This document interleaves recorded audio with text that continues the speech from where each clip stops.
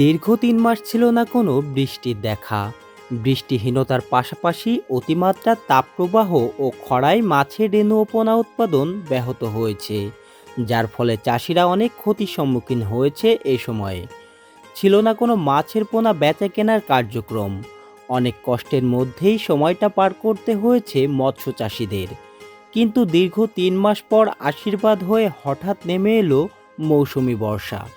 বর্ষা আসতেই আবারও শুরু হয়ে গেল মাছের পোনা বেচা কেনার কার্যক্রম। মৌসুমের শেষের দিকে যেন ক্ষতি পুষিয়ে নিচ্ছেন মৎস্য চাষিরা। যশোরের মৎস্যপল্লী খ্যাত চাষটা জুড়ে মাছের পোনা বেচা কেনায় ব্যস্ত সময় পার করছেন চাষিরা।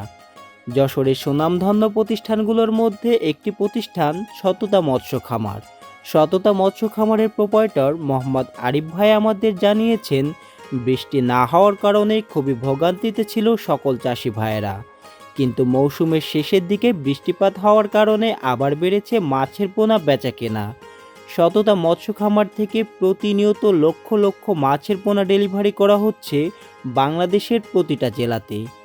বৃষ্টির দেখা পেতেই চাষিরা প্রতিনিয়ত ভিড় করছে বিভিন্ন ধরনের মাছের পোনা ক্রয় করতে। রুই, মিরগি, কাতলা, সিলভার, জাপানি, গ্লাস কাপ, পরিতোষ কুমার দাস। সাথীরা নিচে ৬-৭ প্রকারের মাছ নিচে রুই, মির্গে, কাতলা, তারপরে সিলভার, গ্লাস কাপ। আমি এই জায়গাতে মাছ নিয়ে একটু লাভবান হয়েছি। তিনি আরও জানান, বর্তমান সময়ে ২-৩ কেজি ওয়ার্ল্ড ফিশের অরিজিনাল জি3 রুই মাছ ও হালদা নদীর কাতলা মাছের ব্যাপক চাহিদা। সকল মাছের পাশাপাশি এই দুইটা মাছ বর্তমান সময়ে খুবই আগ্রহের সাথে চাষিরা ক্রয় করছেন।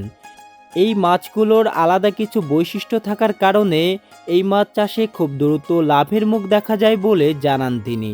সততা মৎস্য খামারের প্রোপাইটর মোহাম্মদ আরিফ ভাই বলেন, মৌসুমি বর্ষা হওয়াতে যে দীর্ঘ মাস খরার কারণে মাছ উৎপাদনে ক্ষতি হয়েছে তা শতভাগ পূরণ না হলেও কিছুটা পুষিয়ে নেওয়া যাবে বলে আশাবাদী।